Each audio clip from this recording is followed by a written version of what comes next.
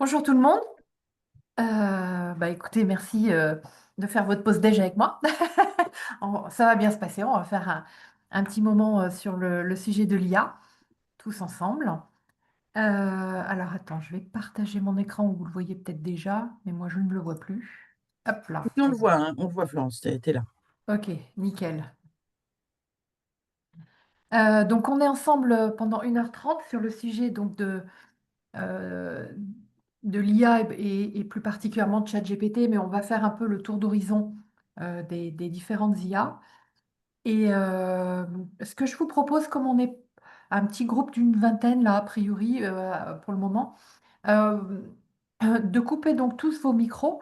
J'arrive pas à voir le chat en même temps que je fais ma presse et comme je suis à fond quand je fais ma presse, j'arrive pas à voir le chat. Je vous propose de m'interrompre éventuellement si vous avez des questions pour me les poser en direct plutôt que d'attendre la fin de l'atelier et gagner ces 10 minutes à la fin.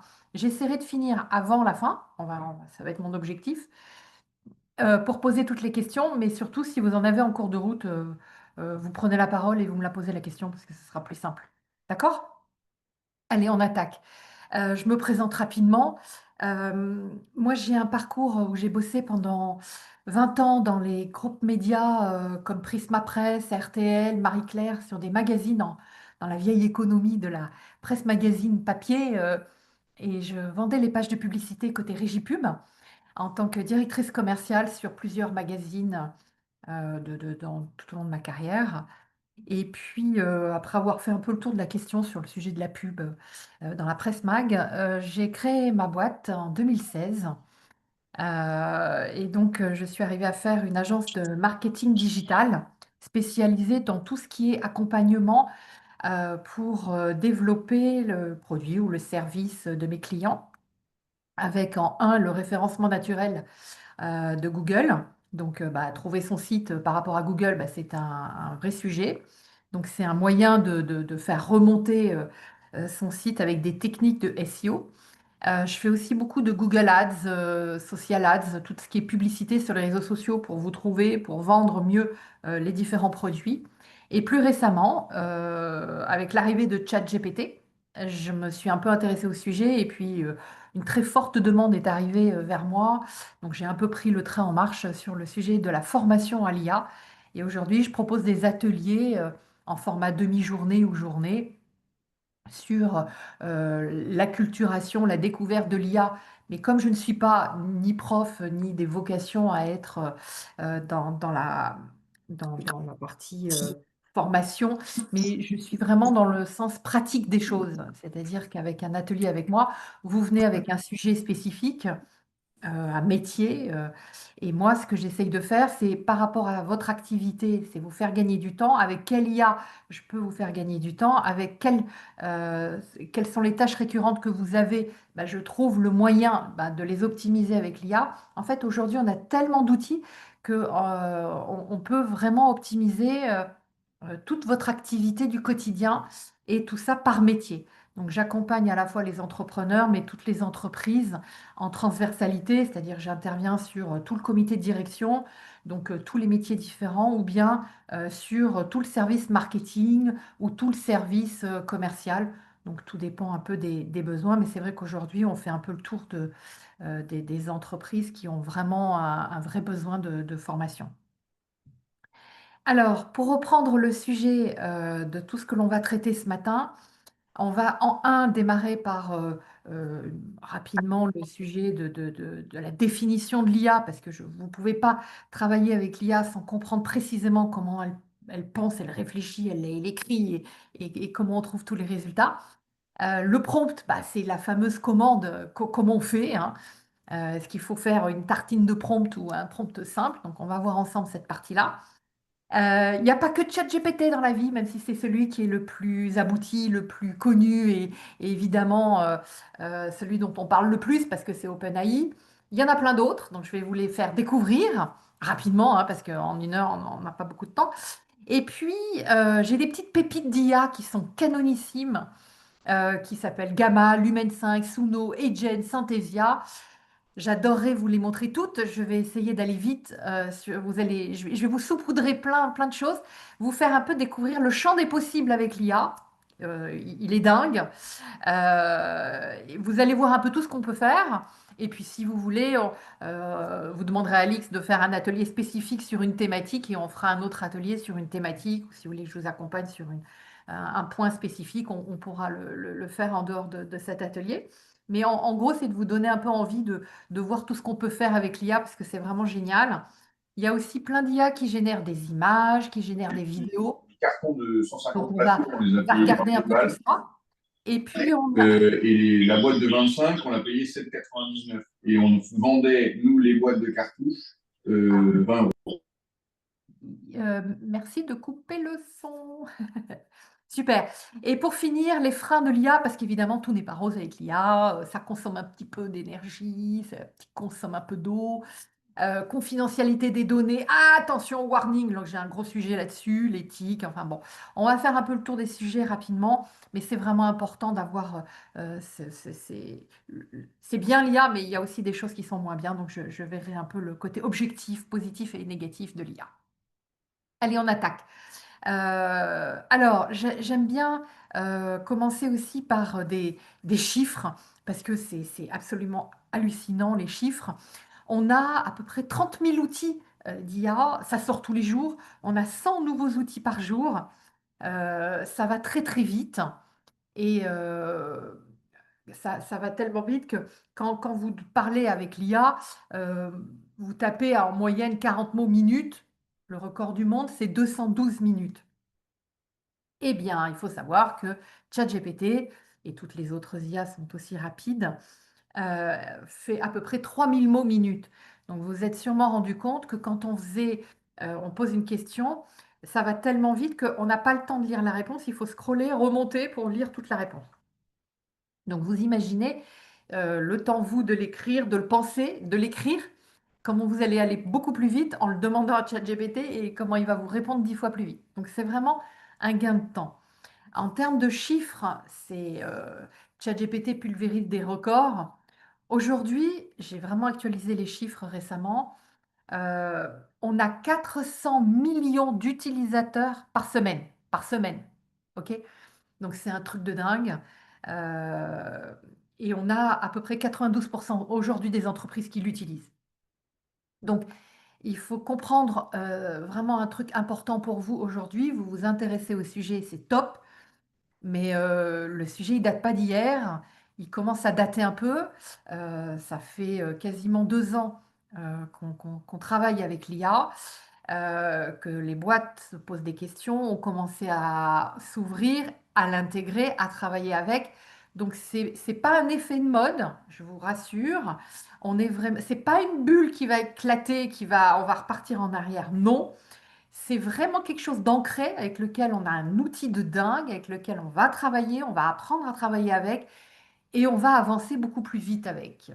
Ne pas prendre le train en route, ne pas regarder l'IA, ne pas intégrer l'IA, bah, c'est vous mettre en difficulté par rapport à tous les autres qui sont avec l'IA, qui l'utilisent au quotidien et qui ont des super résultats. Donc ça va être compliqué aujourd'hui d'avoir deux poids, deux mesures en se disant il y a ceux qui y vont et ceux qui n'y vont pas. Ça va pas être possible, je vous le dis tout de suite, il va falloir tous y aller parce qu'il y en a déjà beaucoup qui sont déjà dedans. Alors, pour ancrer encore plus cette hypothèse de il faut y aller, qui est d'ailleurs pas une hypothèse, c'est une vraie révolution, je vais vous le comparer à la révolution agricole ou à la révolution industrielle. La révolution IA, elle est vraiment importante. Je le compare aussi comme euh, le premier ordinateur qu'on a eu, c'est encore assez récent, ou quand on a eu Internet dans les années 2000 à peu près. Rappelez-vous, on n'avait pas d'email, on n'avait pas de téléphone portable non plus à une certaine époque. Bon, ben, tout ça fait partie des évolutions d'une génération dans laquelle l'IA est arrivée en 2022. Et donc, on va essayer de voir un peu tout ce qu'on peut faire avec. Alors, les métiers les plus impactés, en un, il y a 2 ans, c'est évidemment le marketing, les ventes, tout ce qui était chatbot, opération client.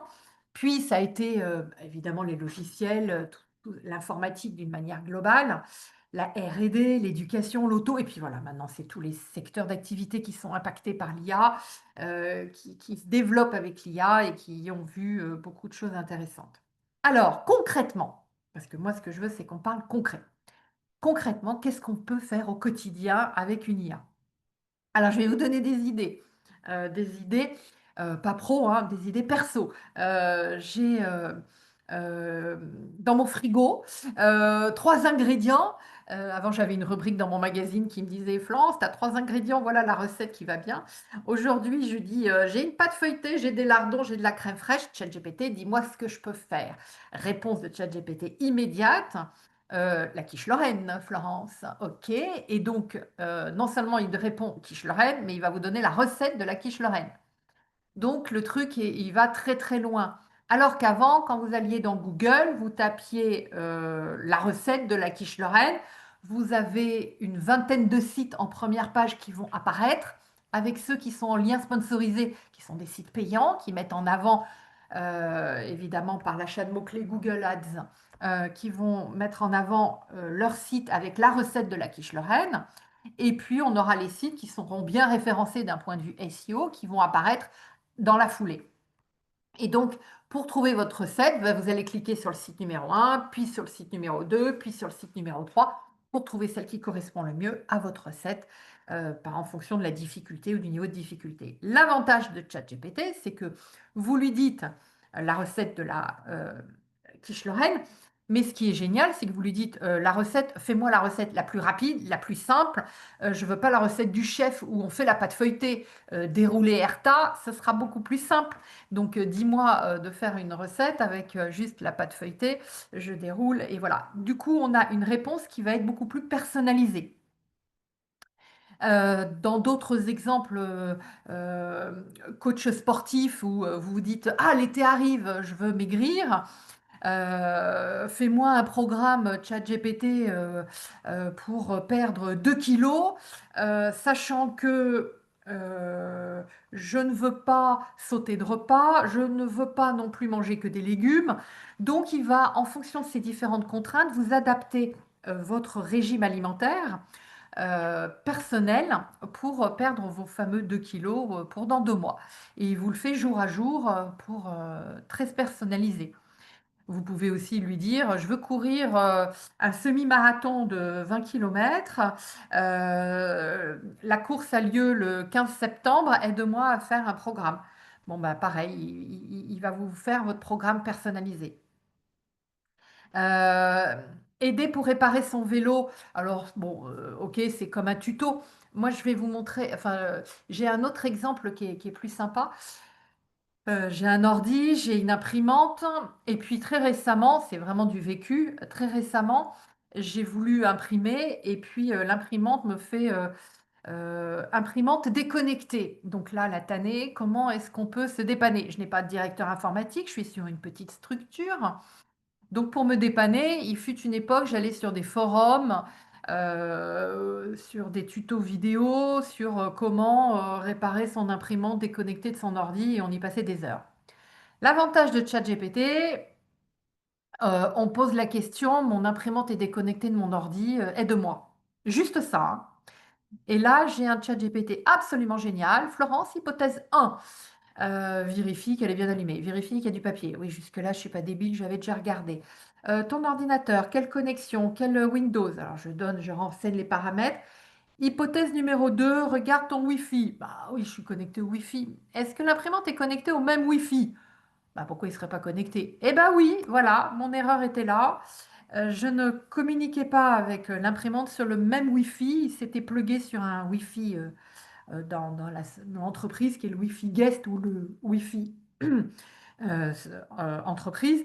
Et du coup, ça ne communiquait plus. Donc voilà comment ChatGPT, à partir d'une question très simple, vous émet différentes hypothèses et personnalise en fonction, un, des questions qu'il va vous poser et deux, de ce que vous allez lui donner comme retour. Non, non, le papier c'est bon, non, non, ça c'est bon, j'ai déjà testé. Et il affine toutes ses réponses. Et on arrive à trouver des solutions très concrètes et vraiment très pratiques. Je finis avec un dernier exemple parce qu'on va partir tous pour le pont de l'Ascension, on est d'accord?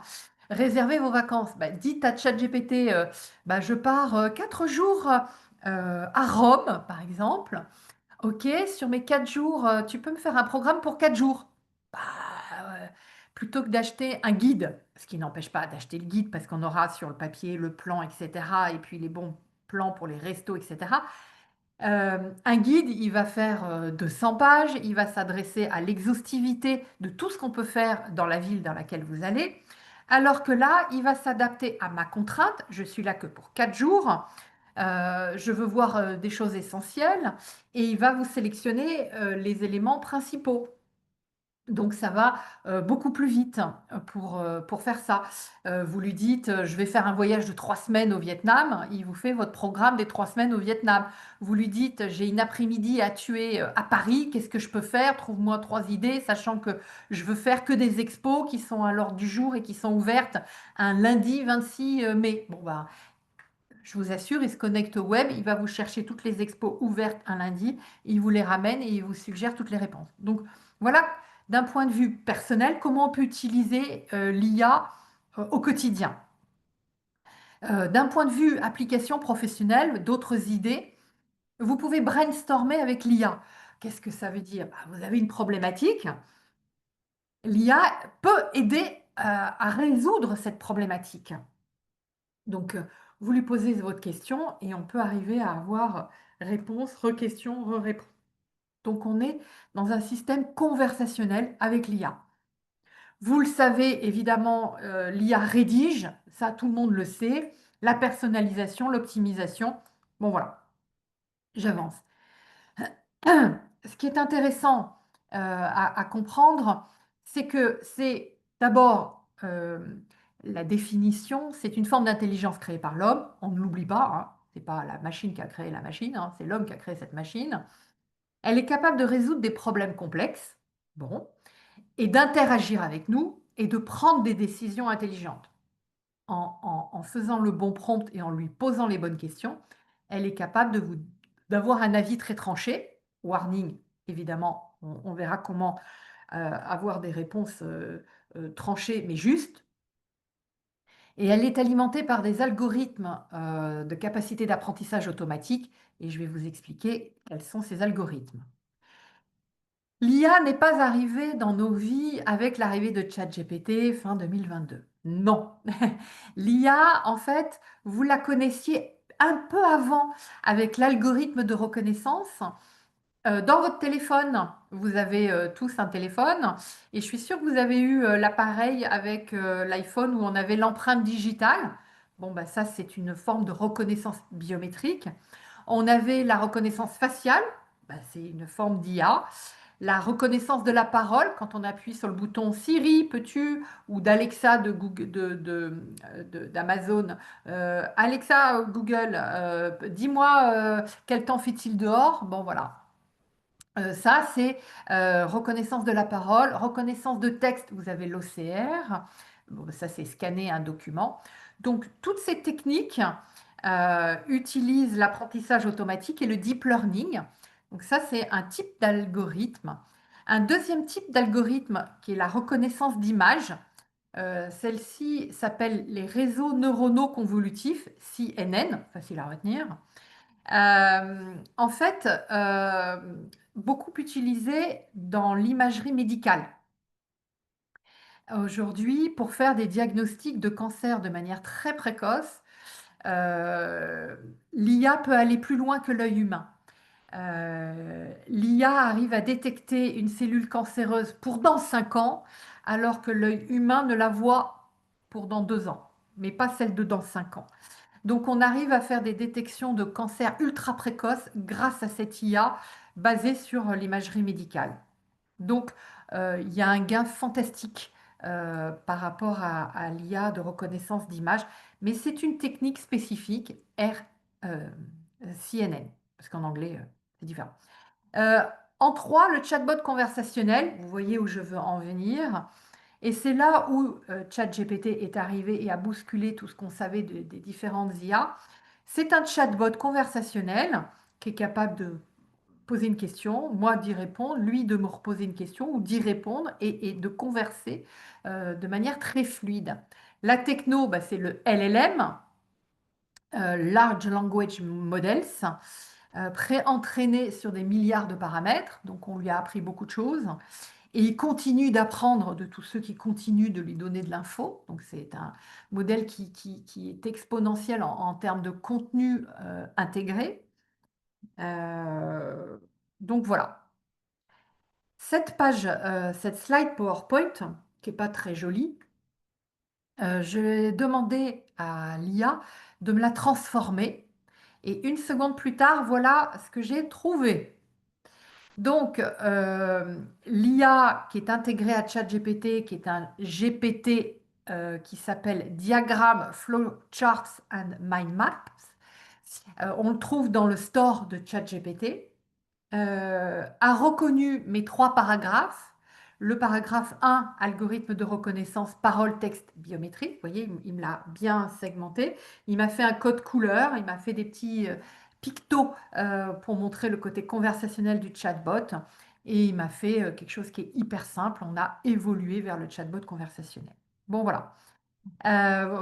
Et je vais vous montrer d'autres tips pour transformer des slides, pour faire des choses ultra pratiques avec l'IA, pour vous faire gagner du temps. Parce qu'imaginez la charte PowerPoint, le temps que j'ai mis pour la rédiger, la taper, et que visuellement, elle est transformée en picto, en infographie, beaucoup plus compréhensible.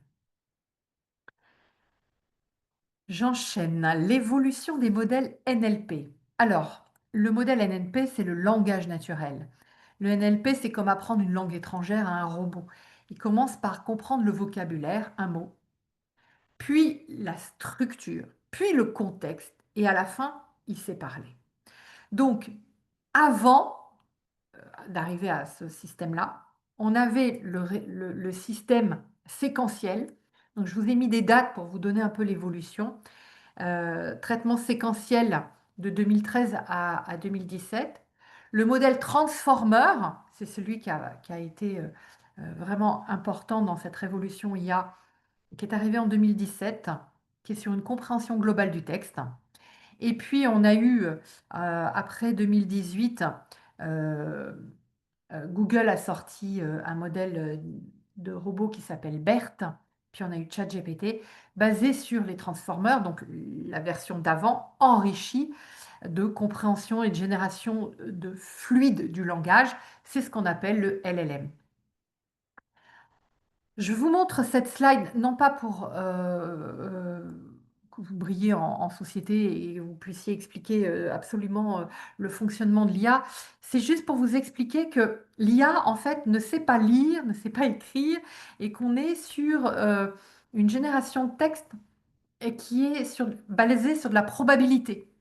Et donc, quand l'IA va connecter et vous répondre, en fait, elle ne sait pas lire, elle ne sait pas écrire, on est vraiment sur des mots. Et les mots vont s'enchaîner. Et pour bien vous expliquer, je trouve que cette infographie est assez bien fichue. Vous avez le traitement des mots qui sont isolés, un par un. Et puis, on va les mettre dans un contexte. Puis, on va les traiter, on va les comprendre, encodeur, décodeur. Encodeur, c'est par exemple je prends une phrase et je veux la traduire.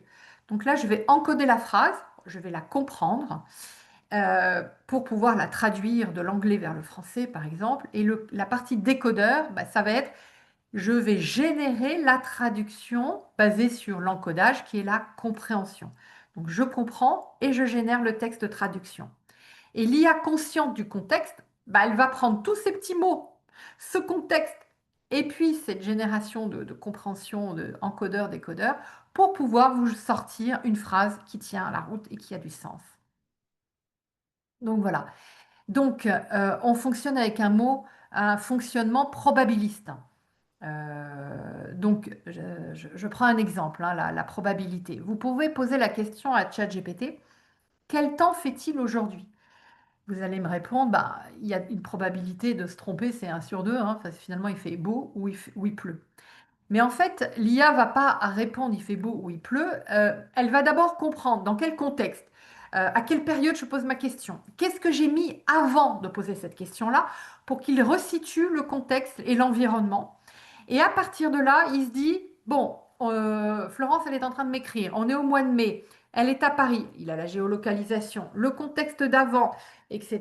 Il a les photos, etc. Il est capable de me dire la probabilité pour qu'aujourd'hui il fasse beau, bah, elle est plus forte que celle qu'il fasse mauvais. Du coup, il va me générer une réponse probabiliste de il fait beau, voilà, avec évidemment un pourcentage d'erreur.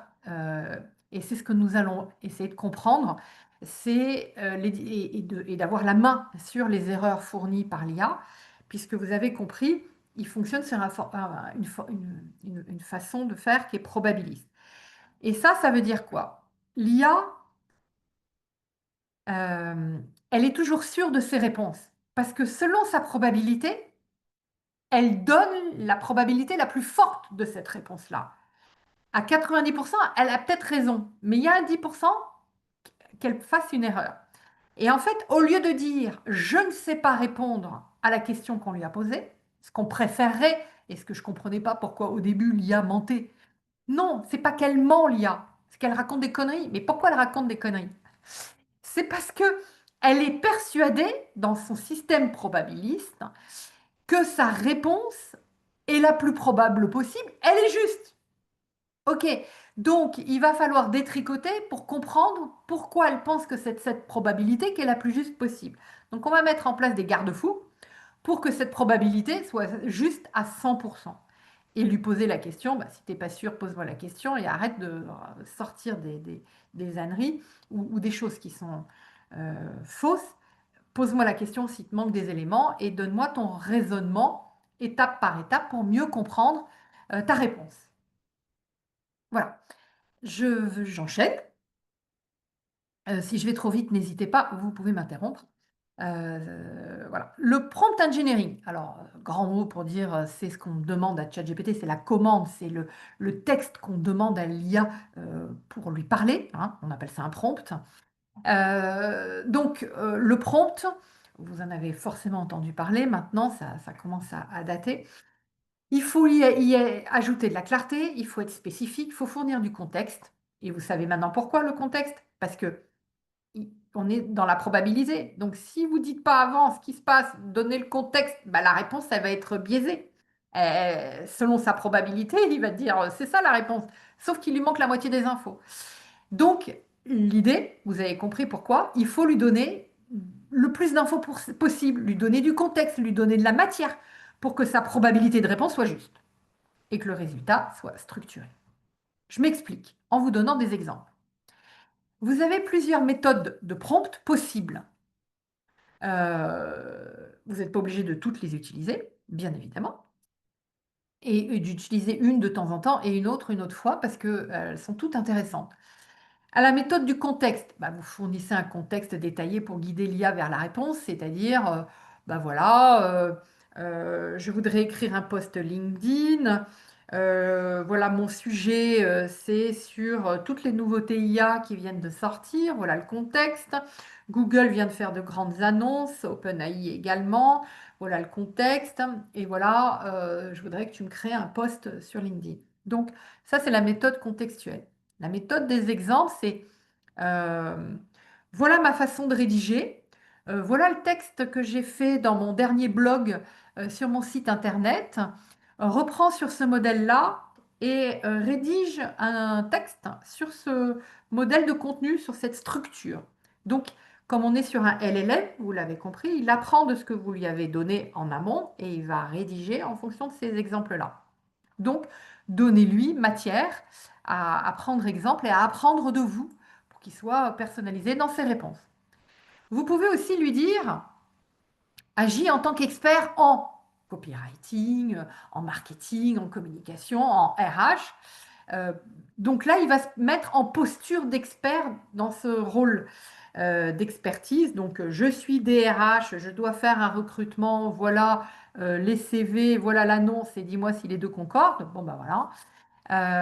Vous le mettez dans la posture d'expert en RH. Mais si vous êtes expert en marketing et que vous voulez générer une campagne de pub, ben vous lui dites, voilà, je veux générer une campagne de pub, mais je suis expert en... Voilà. La contrainte des limites, bah, j'en reviens à l'exemple de Campagne de pub limitée parce que j'ai que 20 000 euros. Du coup, bah, on va pas faire une campagne en télé, évidemment. Donc, je lui mets une contrainte budgétaire. Voilà ce que ça peut être aussi de faire un prompt avec une contrainte.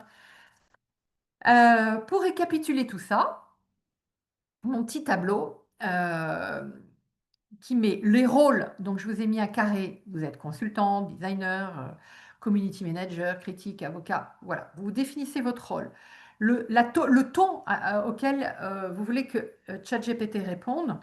Vous voulez qu'il réponde à la formule de Proust, à une formule formelle, tutoiement, vouvoiement, direct, descriptif. Dites-lui, il le fera. Le format, bah, il peut vous répondre sous forme d'un texte avec plein d'émojis, ou bien des bullet points, ou bien un tableau, ou bien des liens, des titres. Il fait ce que vous voulez, mais précisez-lui, sinon il va sortir du contenu où il ne saura pas ce qu'il faut aller faire. Une technique de prompt que j'aime bien, c'est l'arbre de pensée. C'est diviser, structurer le prompt en plusieurs parties. Si vous balancez juste la question créer une campagne de pub, il manque plein d'éléments. Par contre, si vous dites à l'IA, créer une campagne de pub, voilà mes objectifs, voilà mon contexte, voilà le ton que je veux que tu adoptes, voilà le support sur lequel on va communiquer, vous avez vu, on a mis du contexte, on a précisé et on a quelque chose d'un peu plus global.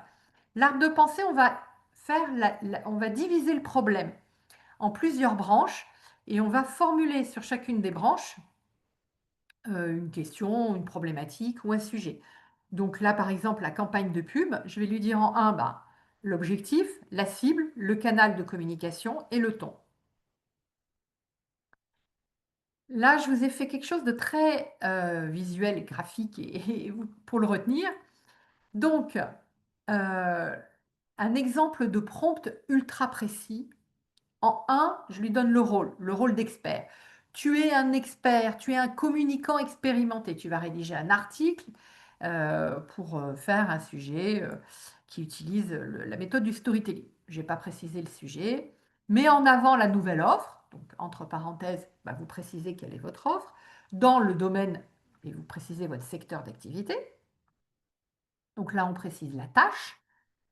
En rose, bah, quel est le contexte? Votre marché, la cible, vous voulez cibler des jeunes, des moins jeunes, vous voulez cibler que des femmes, vous voulez cibler, voilà, que le marché européen ou le marché français, vous précisez. N'oubliez pas de préciser, il ne peut pas le deviner. Le but, bah, quel est votre objectif? Présenter les bénéfices de l'offre. Ok, la contrainte, vous voulez un article de blog, vous voulez un tableau? Dites-lui. Et quel est le ton? Bah, je veux un ton professionnel et pédagogique, donc je lui précise quel est le ton qu'on va utiliser. Voilà en gros le prompt parfait pour obtenir quelque chose qui est vraiment le plus précis possible. Et ça, c'est vraiment important de comprendre code couleur, rôle, tâche, contexte, but, format, ton. Vous avez compris ça, vous avez compris l'essentiel de l'IA avec ChatGPT sur comment il faut lui parler. Euh, je vais vous faire une petite démo parce que c'est encore ce qu'il y a de plus simple à faire. Dans ma démo, je vais lui dire rédige un email de relance client. Alors, je vais aller sur ChatGPT et je vais lui dire, alors attendez, hop, non, flûte.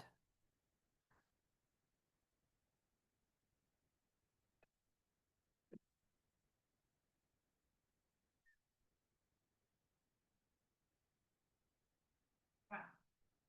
Vous allez voir tout de suite la réponse. Je voudrais qu'il me rédige une relance. Alors là, il va me rédiger, voilà, bonjour, je fais suite à notre dernier échange. Au sujet 2, bah, il ne sait pas, donc il met entre parenthèses. Je voulais simplement savoir si vous aviez le temps d'y réfléchir. Tatati tatata. Pour rappel, l'offre reste valable jusqu'au. Dans tous les cas, je serais ravie d'avoir de vos nouvelles. À plus tard. À très bientôt, Florence, signature, etc. Euh, un prompt dans lequel on va mettre tu es un expert. Hop. En prospection commerciale, ok, rédige un email. Hop. Court, engageant, à envoyer 5 jours après une proposition qui était restée sans réponse. Le ton doit être professionnel, mais chaleureux. Je m'adresse à un artisan qui a montré de l'intérêt pour une solution de gestion des devis. Je vais lui proposer un échange rapide par téléphone. Je valide avec ce prompt copier-coller. ChatGPT va me répondre avec un indice de confiance de 10 sur 10. L'indice de confiance, ça c'est moi qui l'ai paramétré dans mon compte personnel de ChatGPT en lui demandant de me répondre de manière systématiquement en s'auto-évaluant. Dans l'atelier numéro 2 que Alix propose pour vous, qui est demain à 12h30, nous regardons comment paramétrer le compte ChatGPT. Je vous invite à revenir demain si vous voulez savoir comment on paramètre un compte ChatGPT. Donc là, on a une réponse qui correspond mieux. Je me tiens à votre disposition, quoique artisan, email de relance, un point par téléphone, rapide. Je tiens à vous proposer à votre disposition pour en parler de vive voix et cela prendra que 10 minutes. Dites-moi simplement quand vous seriez disponible. Ça fait le job. Donc voilà. Important d'avoir cette structure. Je vous l'enverrai dans le doc qu'on vous envoie après cet atelier par email. Je vous mettrai cet exemple de prompt précis. Vous le copie-collerez à chaque fois en changeant les cibles marché offre pour l'adapter à votre sujet. Alors, les alternatives à ChatGPT, parce qu'il n'est pas tout seul, notre ami ChatGPT. Nous avons plusieurs IA qui sont sortis sur le marché. Elon Musk, avec son Twitter appelé X aujourd'hui, il a Grok. Grok est une IA qui est très efficace, open source, dans lequel ça génère à la fois des très belles images et du texte, donc très efficace, dans l'interface de Twitter. Nous avons Google qui a sorti une IA qui s'appelle Gemini, qui a annoncé encore il y a 2 jours des fonctionnalités très avancées, mais uniquement pour les Américains. Nous l'aurons sur le marché français, on ne sait pas dans combien de temps, quelques semaines ou quelques mois, dans lequel il va encore plus loin dans ses réponses. Il est capable de remplir un formulaire et de vous aider plus loin dans vos recherches.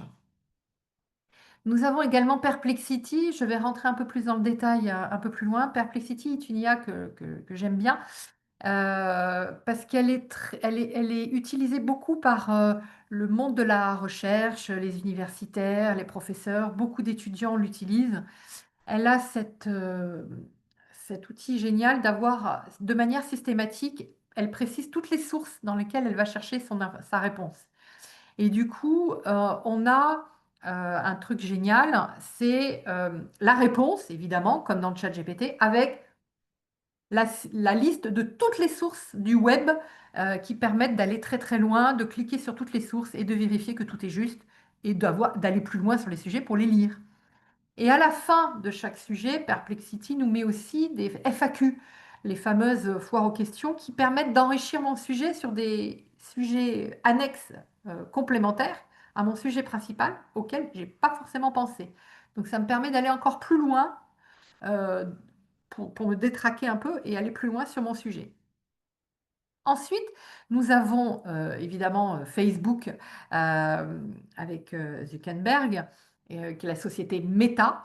Meta AI sur tout ce qui est les réseaux sociaux du groupe Meta. Donc, vous avez WhatsApp qui a également une IA intégrée. Vous avez peut-être eu la dernière mise à jour de WhatsApp avec l'IA qui apparaît directement dans WhatsApp, ce qui est complètement dingue, assez intrusif à mon sens. Euh, mais bon, voilà, l'IA fait partie du quotidien. Elle est arrivée dans les outils de Facebook, mais également de WhatsApp. Nous avons une start-up française qui s'appelle Mistral AI, que Macron, au cours du sommet en février sur l'IA, a mis en avant. Et c'est bien, on fait cocorico. Mistral AI, l'avantage, c'est que les données restent sur des serveurs européens. On est sur une IA qui est très compétente en termes de réponse, en termes de génération d'images, elle est canon. Et on a vraiment une IA qui est très aboutie. Voilà. J'enchaîne avec Copilot, qui appartient à Microsoft. Donc Microsoft n'est pas de reste, évidemment, dans la course à l'IA. L'avantage de l'IA de Microsoft, c'est qu'elle est dans le pack Office de Microsoft, le pack 365. Donc, vous allez la retrouver dans Word, dans Excel, dans PowerPoint, dans tous les outils du pack Office. Avec en haut, dans le ruban, vous avez Copilot que vous pouvez appeler, poser des questions sur vos sujets d'Excel ou de PowerPoint, et l'IA va vous répondre. Euh, Aujourd'hui, dans les critiques que l'on pourrait faire éventuellement de Copilot, c'est que oui, c'est pratique d'utilisation, mais en termes de réponse, on n'est vraiment pas du tout au niveau par rapport à un chat GPT. Et donc, c'est un peu problématique. Toutes les grosses boîtes utilisent Microsoft en pack office et obligent leurs salariés à utiliser Copilot parce que c'est déjà intégré, que c'est facile, que ça coûte rien, parce qu'ils l'ont déjà, et qu'ils disent utilisez l'IA de Microsoft, sauf qu'évidemment, euh, on se retrouve avec un maximum de collaborateurs qui sont extrêmement mécontents de cette IA, qui ont des retours ultra négatifs, du coup, ils ne l'utilisent pas. Et il se passe un autre phénomène, ils vont utiliser ChatGPT, mais sans le dire, avec évidemment tous les risques que comporte l'utilisation d'une IA sans autorisation interne à l'entreprise. C'est de l'IA shadow. Ils se cachent pour utiliser ChatGPT, mais ce n'est pas des bonnes pratiques. Donc nous, on essaye d'expliquer qu'il vaut mieux tomber d'accord avec le comité de direction de l'entreprise sur quelle bonne IA utiliser pour toute l'entreprise, plutôt que d'utiliser un truc qui est moyen et qu'après tout le monde utilise une autre sans le dire. Bon, voilà. Gros sujet entre Copilot de Microsoft et ChatGPT, c'est un peu compliqué. Euh, on a Claude. Alors Claude, avec un nom pareil, vous allez me dire, c'est une IA. Bah oui, je vous confirme. Claude est une IA qui appartient au groupe Anthropic, Anthropic, boîte américaine. Claude est une IA absolument fantastique, une interaction, une compréhension. Elle code comme personne, bien mieux que ChatGPT.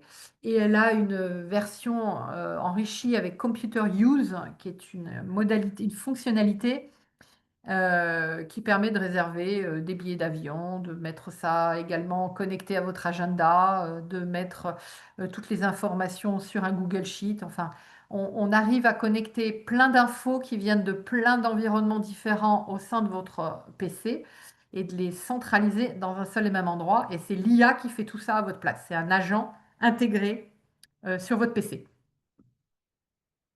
Pas encore disponible en France, mais ça arrive dans quelques temps. Voilà un petit peu les alternatives à ChatGPT. J'en ai encore une qui s'appelle DeepSeek, qui est l'IA chinoise, dont on a beaucoup entendu parler en début d'année, puisqu'elle a fait craquer la bourse. Pourquoi DeepSeek a fait craquer la bourse? Parce que DeepSeek est gratuite, ok, open source, donc tout le monde peut aller chercher l'API et la connecter, ok, et surtout en coût extrêmement réduit, c'est-à-dire qu'elle n'utilise pas autant de serveurs que utilise aujourd'hui ChatGPT avec les serveurs d'NVIDIA.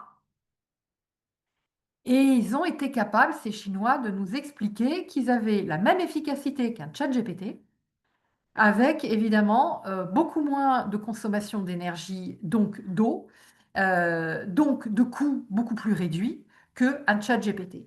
Et c'est ça où ça a fait craquer la bourse, puisque Nvidia, qui est le fabricant de tous les plus gros data centers du monde, on n'a plus besoin d'NVIDIA pour faire de l'IA, donc ça va vraiment être un game changer par rapport à ça. Du coup, ChatGPT va un peu s'inquiéter de savoir comment a fait DeepSeek pour avoir des coûts plus réduits pour que lui fasse la même chose. DeepSeek a des résultats top. Le warning que l'on fera par rapport à DeepSeek, évidemment, c'est que c'est une régulation chinoise. Et les sujets sensibles, ben, ils ont été supprimés complètement de la mémoire de l'IA. Et donc, vous ne pouvez pas accéder à tout avec, avec DeepSeek. Posez la question de la place Tiananmen, il va vous dire qu'il y a des fleurs et que c'est très joli et basta. Donc, bien évidemment, on n'est pas sur une IA très, très open. Alors, concernant les meilleures IA du moment, je vous ai fait ici un petit récap des IA qui génèrent des images, par exemple avec le logo de ChatGPT, parce que ChatGPT a une IA absolument géniale, intégrée en fonctionnalité à ChatGPT, qui n'a même pas de nom avant, elle s'appelait Dali, mais maintenant elle s'appelle plus Dali, qui génère des images d'une très très grande qualité. Donc ça marche très très bien. L'IA utilisée par tous les graphistes aujourd'hui s'appelle Midjourney. Elle est, euh, Elle est très, très aboutie, très technique, très, euh, le résultat est vraiment bien.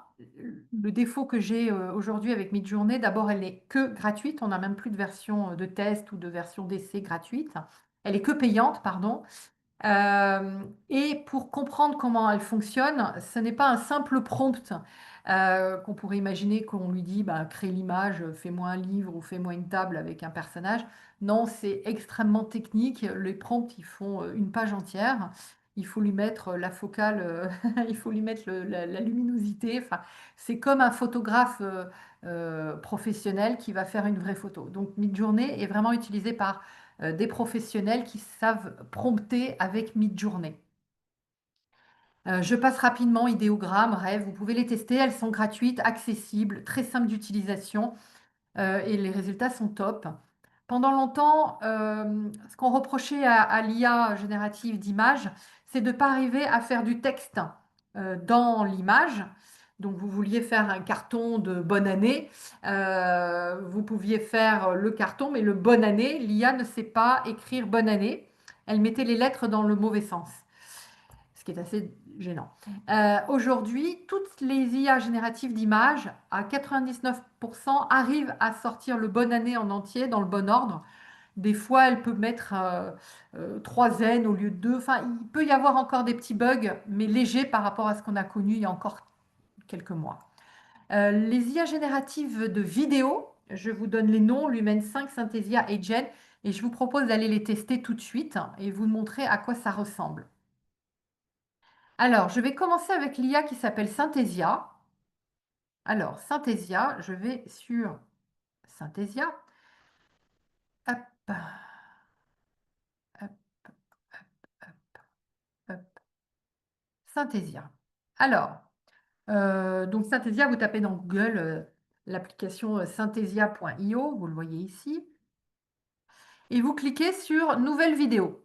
Je vous fais un peu le pas à pas rapidement pour vous montrer un peu comment ça pourrait fonctionner. Donc, nouvelle vidéo, vous avez plein de templates que vous voyez apparaître ici. Hop, et vous cliquez sur l'un de ces templates. Donc, je clique Use Template.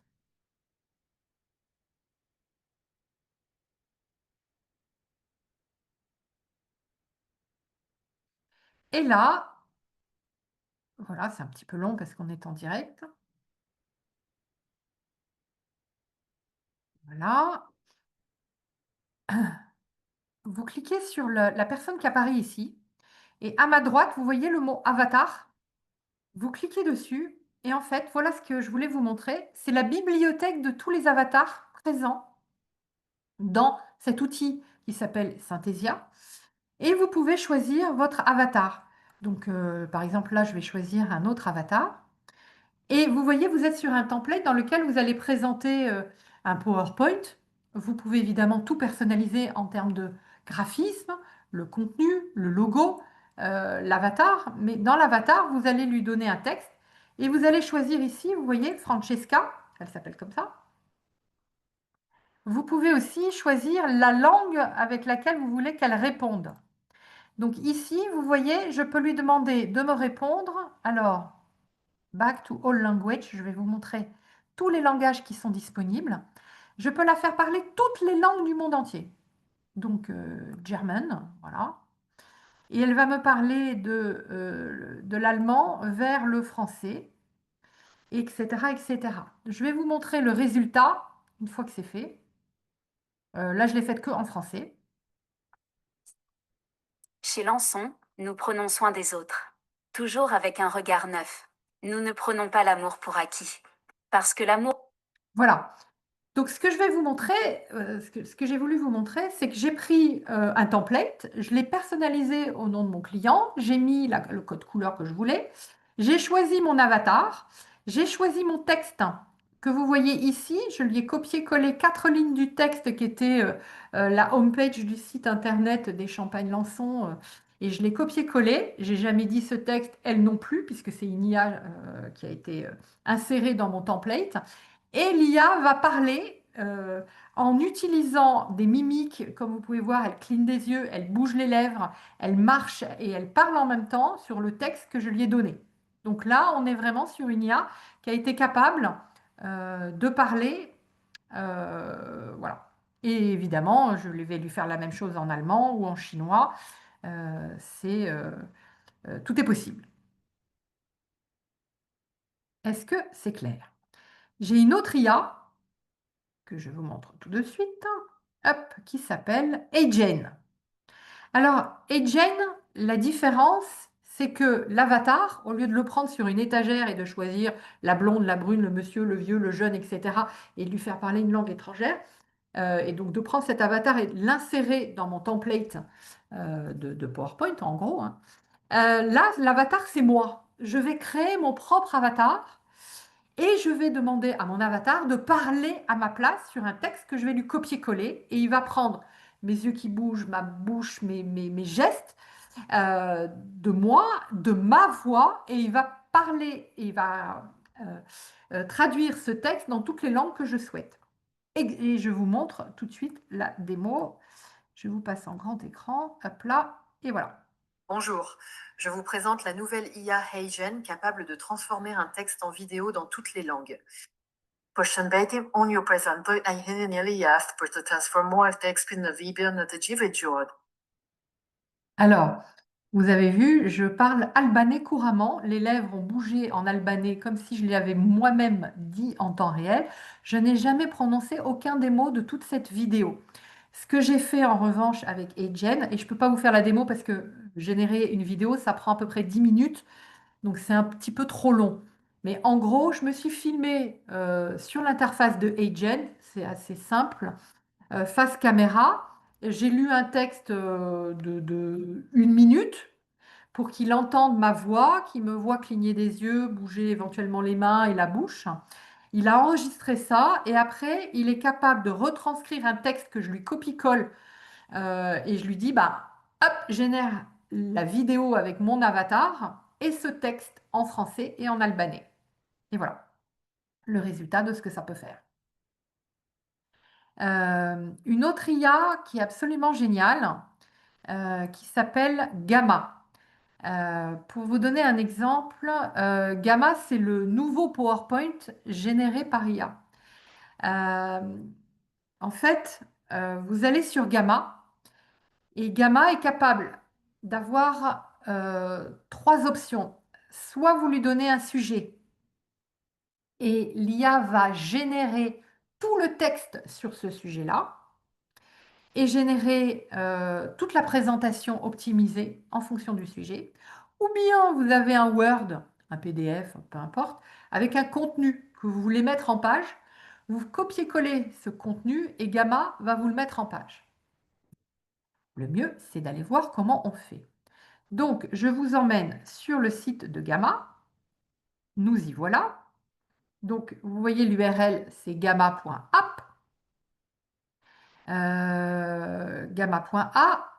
Vous avez ici la possibilité de créer, vous voyez ma souris, créer avec l'IA, ou bien tout démarrer de zéro, ou bien j'importe mon texte. Créer avec l'IA. soit je copie-colle, soit je génère, soit j'importe. Coller le texte, générer. Donc là, si je clique sur générer, vous voyez ici, il me propose. Vous voulez générer une présentation, une page web, un document ou un texte sur les réseaux sociaux en format réseaux sociaux. Je lui dis que c'est une présentation. Qu'est-ce que vous voulez présenter? Je ne sais pas, présentation de l'école ESCA. Je lui dis générer un plan.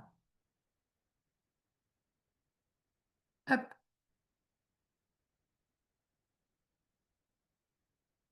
Et là, l'IA travaille et vous dit, ah, bah, c'est une grande école internationale fondée à Angers, tatati, l'histoire, le rayonnement, l'ESCA en chiffres, l'admission, la vie sur le campus, la vision, l'ambition, voilà. Donc, il m'a segmenté mon contenu en 8 slides ex-PowerPoint, qui s'appelle 8 slides gamma. Je choisis mon thème. Donc, je veux un thème sombre, un thème clair. Je veux que le contenu soit moyen, très détaillé ou très synthétique. Je veux que mes images soient petit a, elles sont toutes générées par l'IA à chaque page, ou bien je vais dans une banque d'images et elle va me chercher les images qui correspondent à mon sujet, elle me les log à l'intérieur de ma présentation.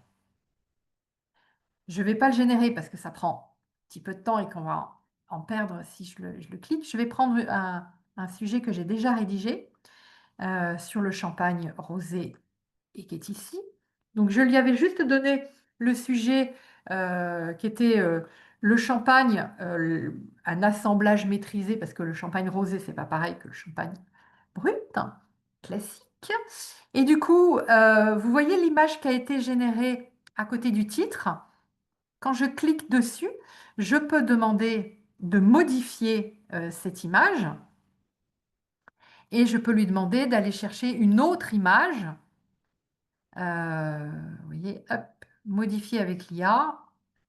La carte, je peux lui demander hop, de mettre à gauche les verts au lieu d'à droite ou de les mettre en filigrane en totalité de la petite page ou bien de les mettre en haut selon quel effet ou quel rendu je veux faire.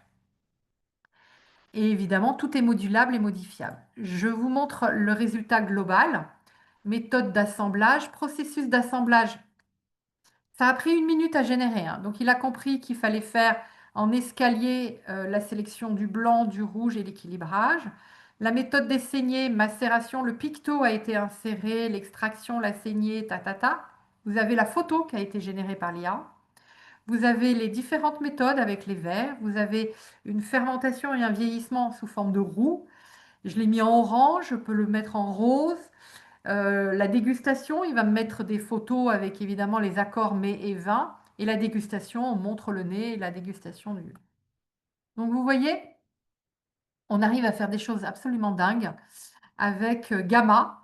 Donc retenez bien cette IA très prometteuse, Gamma, qui permet de générer des slides ex-PowerPoint en mode Gamma avec tout est modulable et modifiable. Moi, ce que je fais dans mes recommandations, si j'avais des recos à vous donner, c'est d'abord, je génère le texte avec ChatGPT. Je travaille mon texte sous ChatGPT pour que le contenu soit maîtrisé, juste, précis, en fonction du nombre de slides que je lui ai demandé. Je lui donne également le nombre dont j'ai besoin. Je maîtrise mon contenu. Et après, je demande à ChatGPT de me le mettre sous forme de slide PowerPoint. Bon. Et il va me dire page 1, page 2, page 3, page 4. Et je copie-colle ce texte dans Gamma en disant à Gamma, fais-moi la mise en page. Je ne laisse pas Gamma générer le contenu IA parce que je préfère le générer par ChatGPT.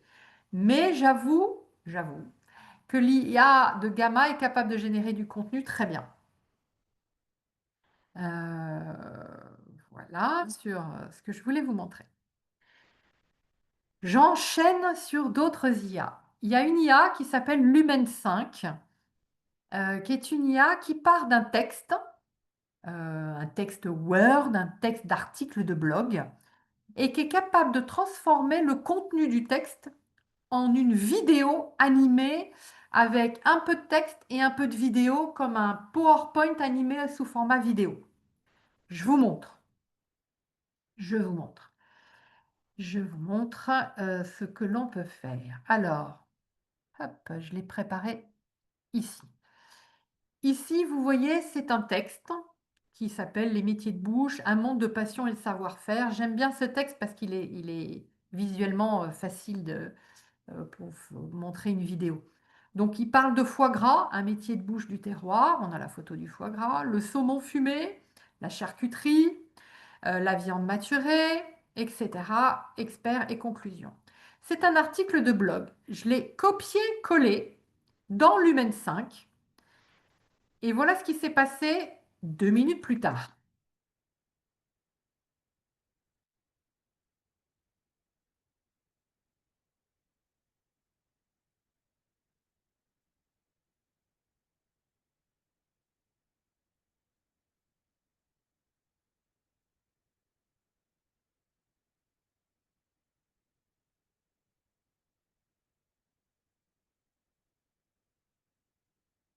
Donc le foie gras, il me le tranche.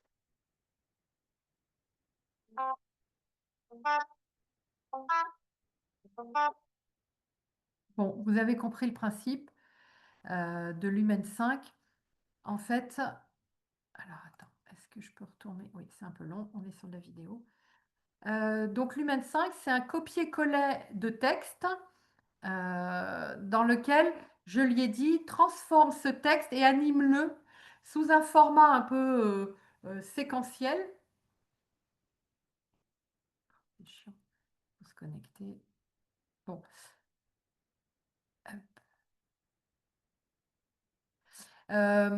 Sous format séquentiel avec des formats vidéo. Évidemment, tout est modulable et modifiable. Je m'explique.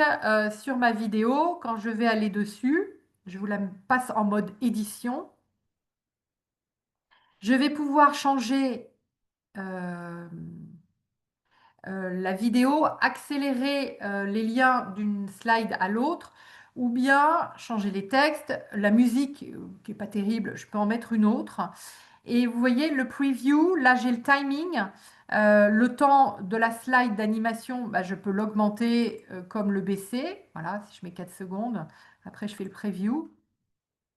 On va rester 4 secondes sur cette page au lieu de 2 secondes comme j'avais marqué. Si je veux changer le texte, bah, évidemment je peux le changer. Et ici, si je veux changer la vidéo, alors où est-ce que je vais? Tac, tac. Swap Design. Il se connecte à la base de données de Lumen 5, dans lequel j'ai plein de médias à dispo et dans lequel je peux aller chercher voilà, tout ce que je veux pour pouvoir modifier avec les petits graineries, le petit machin, le truc qui sort, ou bien je le veux sous format carré, ou bien je veux carrément chercher une autre vidéo. Vous avez compris, on peut vraiment changer aussi les couleurs, on peut changer, enfin, c'est absolument dingue l'univers dans lequel on évolue avec Lumen 5 et tout ça très facile d'accès. Vous voyez, si je veux insérer cette vidéo ici, imaginez ici, je vais lui mettre mon sujet. Je veux un cake ou un cookies. Vas-y, cherche-moi un cake, je valide. Voyez, il m'a trouvé ici un cake. Voilà, celui-là est pas mal. Si je clique valider, hop, vous avez vu, mon saumon a été transformé en cake. Et si je fais preview, on va voir un peu comment va être animé mon cake. Je trouve que c'est pas terrible. Donc, je vais aller en chercher une autre de vidéo, celui-ci, pour voir un petit peu si l'animation en vidéo est plus sympa. Ok, on a celle-ci aussi. Et voilà. Donc,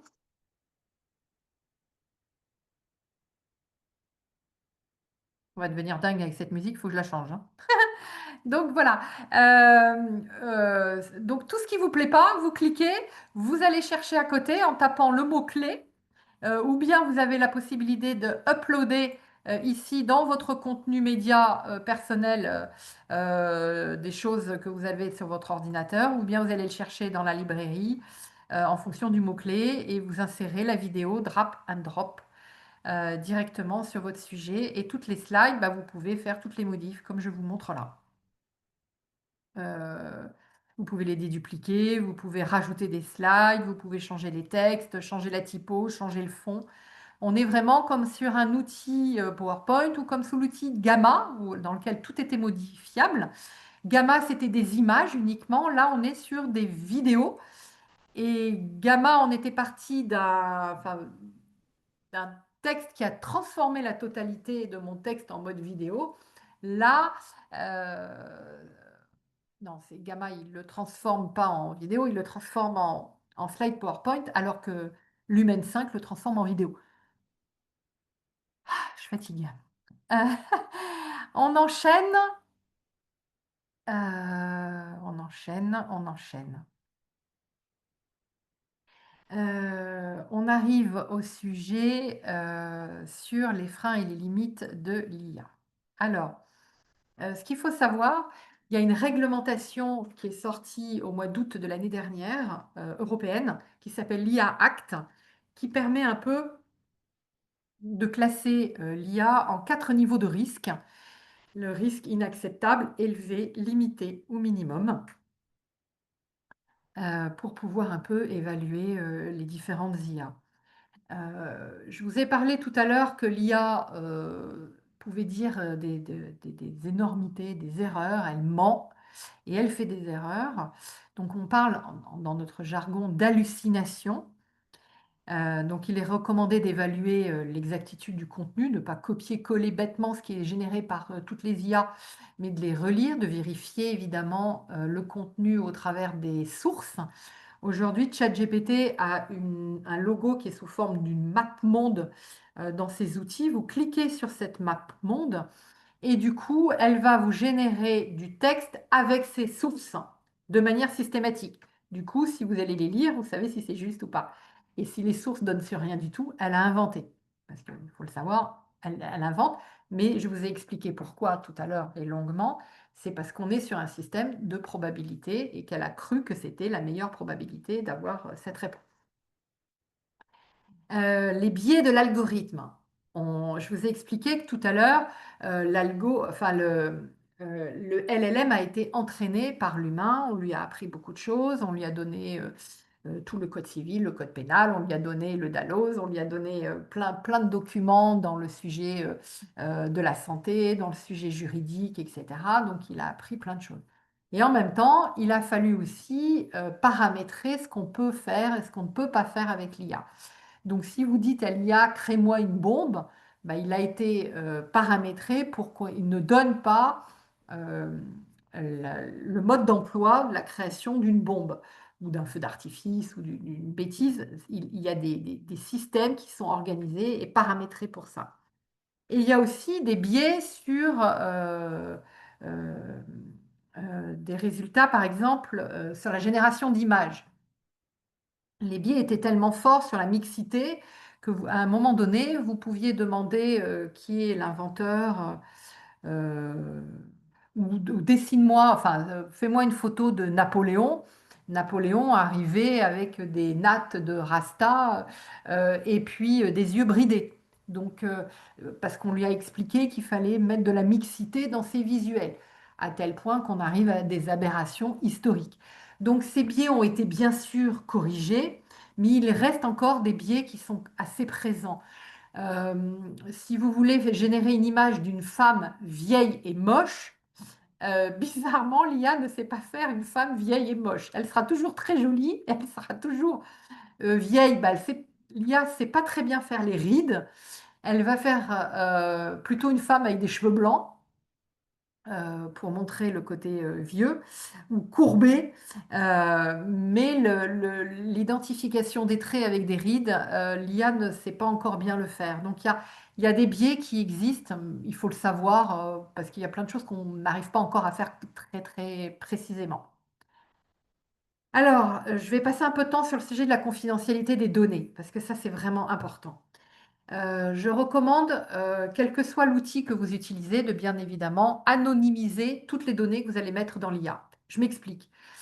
Euh, Anonymiser, ça veut dire remplacer les noms, prénoms, date, âge. C'est du bon sens, hein, par Madame X, Monsieur Y. Si vous voulez faire un mail dans lequel vous voulez qu'on reformule le mail, mettez pas les coordonnées des personnes dans l'IA.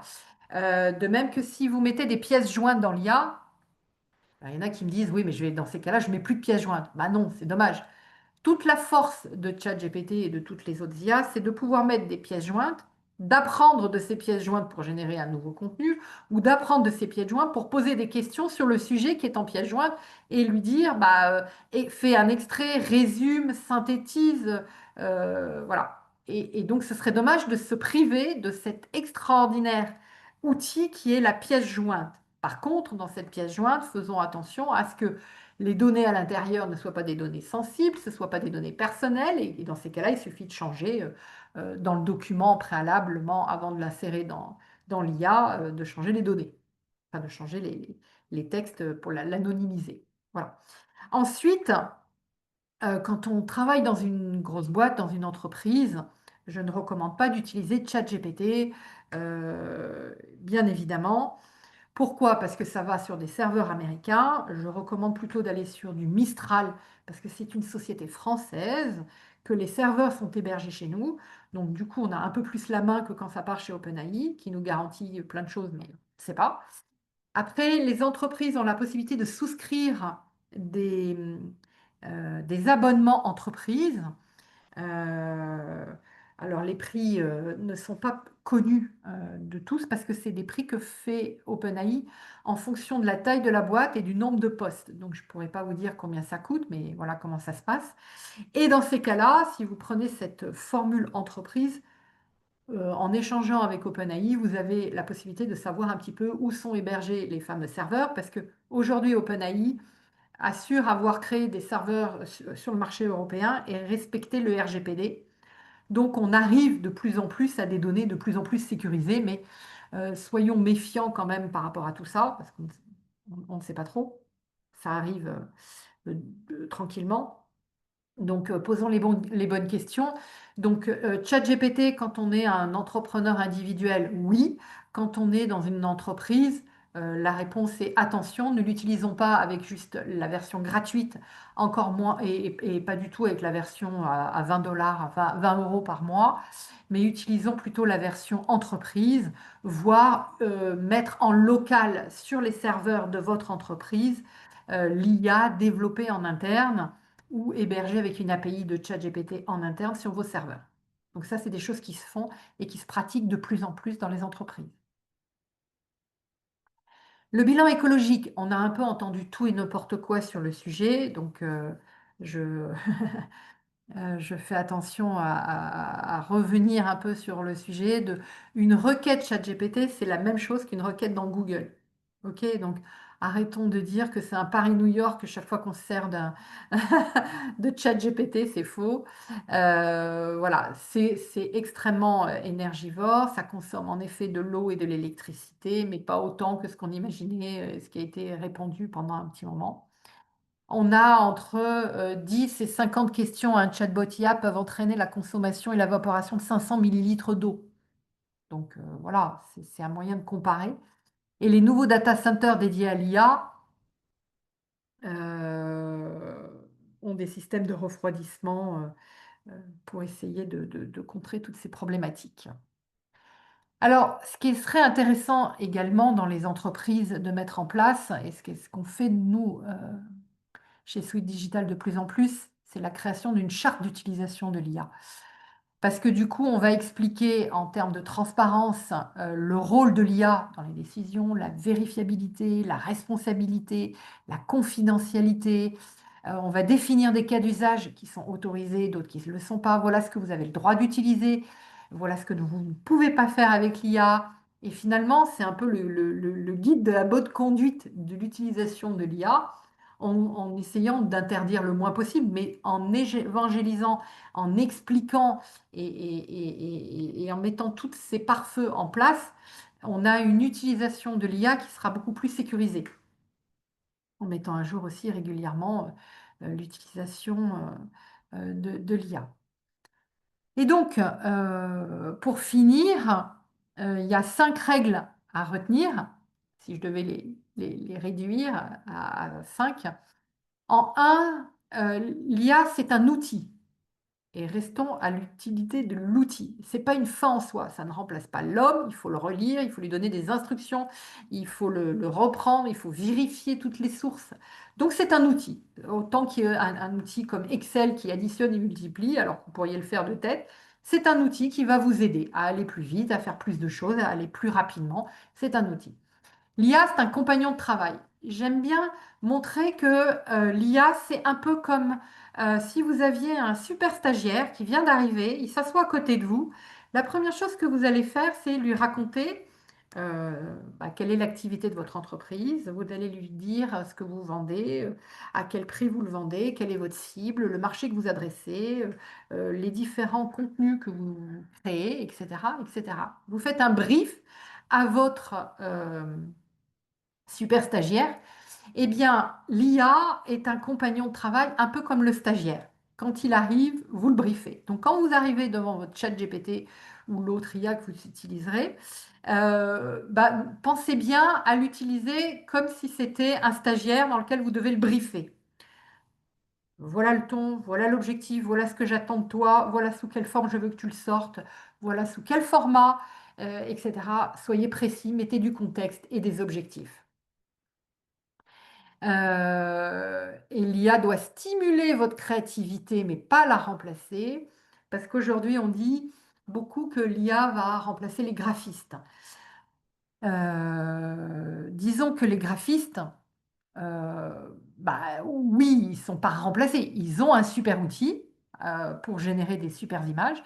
Et aujourd'hui, je travaille avec beaucoup d'agences de publicité qui, avant, avaient plein de graphistes qui créaient tout de A à Z, des campagnes de pub, des vidéos, des visuels pour les clients. Et aujourd'hui, sont devenus des personnes qui ont utilisé l'IA à un niveau d'expertise fantastique et qui sont capables d'exploiter la génération d'images et de vidéos à son niveau maximum pour aller plus vite et sortir des idées de dingue. Pour vous donner un exemple, j'ai assisté au lancement d'une campagne de pub où le créatif disait avant je passais des heures, je disais voilà je veux un mannequin avec des lunettes de la marque, c'était la marque Oakley. Je veux lui mettre un- une veste type années 60, un peu orange, dans la thématique de Courrèges, un peu sympa. Je voudrais. Et puis, donc après, il fallait sourcer les produits, faire marcher le mannequin et les faire une journée de shooting pour faire cette vidéo. Aujourd'hui, il est capable de demander à l'IA de faire tout ça. Il n'y a plus d'heures de shooting, il n'y a plus de mannequins à payer, tout est généré par l'IA, mais c'est le créatif qui a l'idée de tout ce qu'il faut mettre en place, a l'idée de ce qu'il veut en termes de rendu, et ça, c'est l'humain qui peut le faire. L'IA, si vous lui dites, génère-moi une campagne de pub avec une femme qui porte des lunettes de soleil et qui marche, on n'aura pas le même rendu que l'IA qui va marcher avec des lunettes, avec le manteau Courrèges orange, et avec des talons et qui aura été guidé par toute la créativité extraordinaire du graphiste, du créatif en fait. Donc, en termes de coût d'exploitation, de création de contenu vidéo, il y aura des coupes extraordinaires pour les agences, mais c'est un gain. Euh, pour le mannequin qui ne sera pas payé parce que c'est une IA qui va être générée, ça c'est aussi une perte pour le mannequin. Enfin bon, à différentes échelles, il y a des économies et des plus et des moins. Donc voilà. Et pour finir, je dirais qu'il n'y a pas une IA, mais il y a plusieurs IA, comme vous avez pu voir. Donc on peut travailler avec un ChatGPT, un Mistral, et un Perplexity pour compléter si on veut aller très loin dans la recherche. On peut utiliser une IA comme Agent pour générer un avatar, une IA comme Synthesia pour faire des présentations avec un avatar, ou bien un Gamma qui est une IA fantastique qui va vous générer des présentations commerciales super. Donc en fait, vous avez vu, on a plein d'IA, à vous de choisir la vôtre et d'adopter la bonne, quoi. Et voilà, j'arrive à la fin de cet atelier et je suis dans les temps pour que vous puissiez poser les 10 minutes de petites questions si vous en avez. Dites-moi tout. Alors, peut-être que dans le chat, il y en avait, je n'y ai pas accès. Je vais tout de suite dans le chat. Hop, où est-il? Hop. Sinon, vous prenez le micro, vous me les posez les questions, hein, n'hésitez pas. Bonjour, vous m'entendez? Oui, très bien. Oui, bonjour, Émilie Ballard, je suis responsable communication dans une association et je génère des images par l'IA pour du graphisme et je me demandais si les images étaient systématiquement libres de droit. Oui, J'avais la même question. Merci. oui. D'accord, parce que quand j'ai demandé à ChatGPT, il n'était pas très tranché justement sur la question. Et après, est-ce qu'il y a des IA qui peuvent générer des fichiers type InDesign ou Illustrator, ou ça Ah sera non, forcément non. que du JPEG? Oui, que du JPEG. D'accord. Je crois qu'on peut avoir du CNV, du PNG, Enfin voilà. Mais je ne crois pas qu'on aille sur plus. Par contre, une fois que vous avez votre image, vous pouvez aller sur Photoshop et modifier l'image. Oui, d'accord. Et dernière petite question, j'ai mes chefs qui me parlent de générer des bandes dessinées. Bah oui. Alors, quel serait le meilleur outil? En fait, il y a eu un gros buzz qui a été sur LinkedIn, sur tous les réseaux sociaux ces derniers temps, avec la mise à jour de ChatGPT qui a permis de générer des images dans ChatGPT. Et dans ChatGPT, il y avait la possibilité de lui mettre génère mon image à la façon Ghibli. Donc on avait une BD type Ghibli, studio Ghibli. Après on a fait type studio Disney. Puis là, Disney est arrivé en disant hors de question, je protège le mot Disney et le contenu qui appartient à Disney. Donc on ne peut plus générer des images à la Disney. Ou si on veut dire génère-moi la Reine des Neiges, il va vous dire que ça, pour le coup, c'est protégé par un droit d'auteur qui est Disney, qui a protégé au sein de l'IA son image de la Reine des Neiges. Par contre, à la façon de Disney, comme la Reine des Neiges, nanana, nanana, il y a encore des trucs où l'IA arrive à passer au travers. Donc, pour ce qui est de la BD, ChatGPT est capable de vous générer, si vous lui précisez, les studios, de faire une petite BD et vous lui donnez les 4 séquences de la BD. Il faut prompter, hein, il faut lui donner le contexte, le sujet, les 4 petites bulles et ChatGPT est capable de vous donner cette réponse. Mais il y a des IA spécifiques dédiées à la génération de bandes dessinées. Comme il y a des IA qui génèrent les vidéos, d'autres qui génèrent les images. Donc aujourd'hui, vous avez plusieurs IA qui génèrent des BD. Par Je ne exemple. connais pas par cœur, hein. Là, pour le D'accord. coup, j'ai pas le champ de toutes les IA, je suis désolée. Mais je peux chercher, enfin, si vous voulez qu'on travaille ensemble, peut, on peut regarder ce qu'on peut faire avec les IA en termes de BD. D'accord. Merci beaucoup. Merci. Donc, excusez-moi. euh, donc, dans Gamma, quand on va lancer une présentation, toutes les images qui vont être utilisées pour la présentation, etc., ils vont prendre que des images libres de droit, alors. Oui, tout à fait. D'accord. En fait, ça va dans le catalogue gratuit d'Unsplash, qui est donc le catalogue de génération d'images gratuit qui est accessible sur le web. Donc, vous avez la possibilité d'aller chercher des images qui existent, mais libres de droit. Et puis, vous avez la possibilité de faire un prompt et de demander à l'IA intégrée de Gamma de générer une image avec de l'IA. Donc, il y a 2 modes d'image. Il y a celles qui sont allées chercher dans un catalogue d'images gratuites ou celles qui ont été générées par l'IA. Donc, on peut demander l'une ou l'autre. Oui. Chaque image qui a été générée dans ma presse de tout à l'heure, il y en a une partie qui ont été générées par de l'IA et une partie qui ont été générées par le catalogue Unsplash gratuit.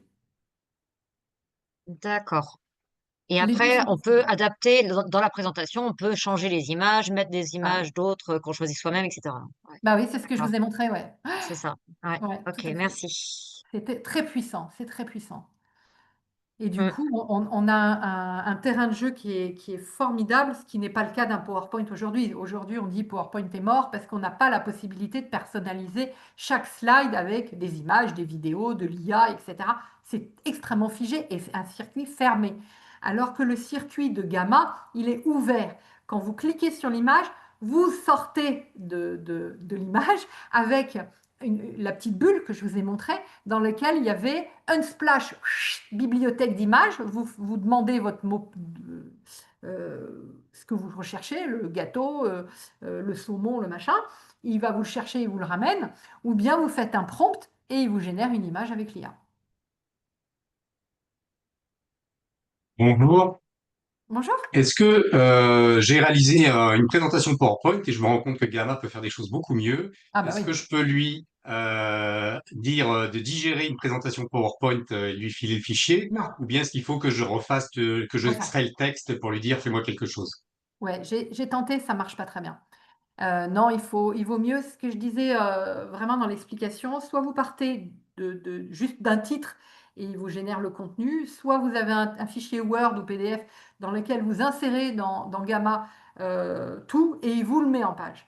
Et si vous arrivez à quelque chose déjà sous format PowerPoint, il va falloir reprendre chaque slide, c'est une tannée. Ça ne donne pas de bons résultats. En revanche, dans une version payante très élaborée, vous avez la possibilité pour les grosses boîtes d'avoir une charte graphique que vous pouvez insérer et il va se caler sur cette charte graphique. D'accord, entendu. Merci. Moi, j'ai une petite question. Je voulais savoir s'il existait une IA vidéo qui pourrait me permettre de faire un montage vidéo, mais à partir de captation, d'images captées. Alors, attends, un montage vidéo à partir d'une captation. De la vidéo qui génère la vidéo? Bah, Un montage vidéo, c'est-à-dire que j'ai pris des bah, séquences vidéo, j'ai fait un interview, je voudrais intégrer des images de vue aérienne, etc. Est-ce qu'en soumettant l'ensemble de ces séquences vidéo à un logiciel d'IA, enfin une solution d'IA, CapCut. CapCut, ah ouais? Ouais, moi je fais tout avec CapCut. C'est pas D'accord. forcément de l'IA, mais je lui donne des séquences vidéo, des images, du texte, du son et ça assemble. Ah d'accord, très C'est bien. manuel, hein, il va falloir un peu travailler dessus, mais Ouais, c'est ouais, très ouais. intuitif. Je le fais même avec le téléphone. Il y a une version gratuite, mais très vite on est bloqué. La version payante est à 10 euros par mois. Ouais, c'est pas énorme. Voilà. Ok. Oh, bah, c'est super, merci beaucoup. Ça, pour le coup, je pratique, je sais faire. La BD, je Oui, pratique c'est ça, mais pas je me du suis dit, tout. il y a peut-être encore une solution qui automatise encore plus les tâches, c'est-à-dire que j'upload, je lui indique avec deux, trois mots, le séquencement, etc. Et ça me fait mon montage complet, mais ok. Euh, Non, je connais une IA qui part d'une très grosse vidéo de 2 heures et qui est capable de vous sortir des clips, une petite Ah, séquence, ça, c'est pas mal non plus. et qui vous extrait dans votre vidéo de 2 heures une séquence. Et celui-ci Et ça, s'appelle... Alors, celle-ci s'appelle, bah, je ne sais plus, je ne sais plus où est-ce que je peux la retrouver. Bon, vous ennuyez pas, sinon je ferai des recherches. Je sais plus. Ouais, c'est pas grave. Clipboard, je crois. Clipboard. Ouais, board. D'accord. Ouais. Je crois que ça permet de séquencer des. Ou sinon, vous tapez dans Google et vous lui dites Google, trouve-moi. Enfin, vous tapez dans Ouais. Google séquencer, faire des clips d'une grande vidéo et il a les mots-clés pour vous trouver la bonne IA. Enfin, le bon D'accord. site internet pour le coup. Ça sera le lien vers celui qui va être le plus pertinent. Et je crois que ça s'appelle Clipboard. À vérifier. Eh ben, merci beaucoup. Bon. Y a-t-il d'autres questions? Parce que sinon, on va stopper Oui. l'enregistrement. Oui, question. Est-ce que les réponses qui sont données à l'IA, qui sont données par l'IA, pardon, par exemple dans le chat GPT, vont venir nourrir, on va dire, sa réflexion pour les prochaines questions. Donc, je pose une question aujourd'hui à ChatGPT, elle me répond, je lui repose une question pour affiner. Est-ce que le final permet d'alimenter les réponses de d'autres personnes, de questions qu'auront d'autres personnes dans le futur? Ok. Alors, il y a deux choses dans votre question intéressantes. La première, c'est l'IA, ChatGPT a de la mémoire. Donc, euh, vous parlez d'entraîner le modèle d'OpenAI. Il y a la possibilité, évidemment, dans les paramétrages de votre compte, de cliquer sur le bouton «Je ne souhaite pas entraîner le LLM avec mes données». Donc, vous cliquez, vous le supprimez et il n'y a plus de sujet. En revanche, ce qui peut être intéressant, donc vous l'avez imaginé désactivé. En parallèle de ça, en effet, l'IA a une mémoire interne à votre compte personnel depuis un mois à peu près. Et chaque fois que vous allez faire un prompt, l'IA va garder un peu en mémoire tout l'historique de vos prompts pour s'enrichir et vous répondre de manière plus personnalisée la prochaine fois que vous poserez une question. D'accord. Donc ça, Ok. c'est un vrai atout Mm, mm. pour pas avoir à répéter 100 fois les mêmes choses. Super, merci. Merci.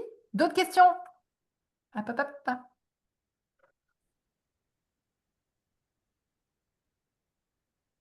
Non? Ok, ok. Dans le chat, je crois qu'on avait fait le tour. Excusez-moi, j'ai deux questions. Une première pratico-pratique, mais il me semble que vous l'avez dit. Est-ce que vous allez nous envoyer effectivement cette présentation par mail afin qu'on puisse garder trace des choses? Et la deuxième, c'est que vous évoquiez quelque chose d'intéressant là sur le fait de demander à ChatGPT de ne pas utiliser ou ne pas conserver les informations à utilisation autre, etc. Je n'ai pas bien entendu. Enfin, je suis en train de regarder en même temps dans le chat GPT où est-ce que c'est. J'arrive pas à voir. Ah bon? Ah bah, c'est tout bête. Regardez, je vous montre. Parce que ça, c'est la base, hein. Ah, je suis sur l'application, c'est peut-être pour ça. Ok. Ah oui, alors on va sur l'ordi, sur la petite boule en haut à droite de votre compte, vous faites personnaliser, non, c'est pas ça. On va sur mes GPT paramètres, voilà, voilà, dans paramètres, toujours activer le code, les suggestions, la langue, les chats, archiver, supprimer, se déconnecter, notification, personnalisation, instruction, mémoire. Faire référence aux éléments mémorisés, faire référence à l'historique des chats. Moi, je les garde allumés parce qu'ils gardent tout en mémoire.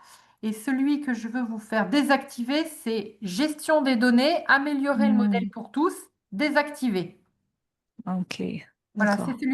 celui-ci. Le reste, il faut vraiment le laisser allumé parce que du coup, il apprend de vous. Donc, autant qu'il garde en mémoire Ok, super. tous les prompts. D'accord, donc c'est Là, c'est améliorer le modèle pour l'amélioration du tous, quoi. modèle LLM D'accord, ça pour. marche. Je répète, c'est l'amélioration du modèle de ChatGPT pour OpenAI au niveau D'accord. personnel que vous désactivez pour pas qu'OpenAI s'entraîne de vos prompts. Donc vous cliquez désactiver le modèle pour tous. Hmm, ok, super. Voilà. Et sur le support, je sais plus si vous aviez, il me semble que vous aviez dit vous nous l'enverrez par mail, mais je suis pas sûre. Alors, le support, pour vous expliquer un petit peu, je vais vous faire une petite synthèse de ce qu'on s'est fait, ce qu'on a vu ce matin, que je vous envoie en effet par mail. Et puis moi, en effet, je vends ce contenu euh, au travers d'ateliers pour les entreprises, qui est un atelier de demi-journée que je propose, découverte de l'IA pour 12 personnes de l'entreprise, ou bien la journée complète et puis pour les entrepreneurs individuels, les freelances et autres, je propose des ateliers collectifs de demi-journée dans lesquels je fais la découverte de l'IA ou sur une journée complète, sur des petits groupes de 2-3 personnes sur la journée et de 10 personnes sur la demi-journée. Et la possibilité également de créer un assistant IA sur mesure en fonction de votre thématique. J'avais par exemple une nutritionniste qui m'a demandé pour tous ses patients à chaque fois d'avoir un compte rendu avec euh, le- le plan d'action du régime alimentaire à mettre en place. Tout ça va être généré aujourd'hui par l'IA parce qu'elle va donner le diagnostic, le compte-rendu de la première réunion. Et l'IA va générer tout le système suivant. Donc, c'est un gain de temps extraordinaire et on peut le personnaliser. On peut personnaliser pour faire aussi, pour les coachs, un assistant coaching incroyable. Pour la RH, on est aussi sur des conduites du changement. On peut faire plein de choses avec des chats GPT sur mesure. Mais ça, c'est le sujet qu'on aborde demain dans l'atelier expert. Donc voilà, si vous voulez me contacter, voilà mon adresse mail. Je suis présente également sur LinkedIn sous l'appellation Florence Moine et dans lequel je communique pas mal sur l'IA. Et demandez-moi en abonné, enfin en ami, pour que je puisse vous envoyer les éléments. Si vous avez des questions, c'est encore plus simple que passer par l'email.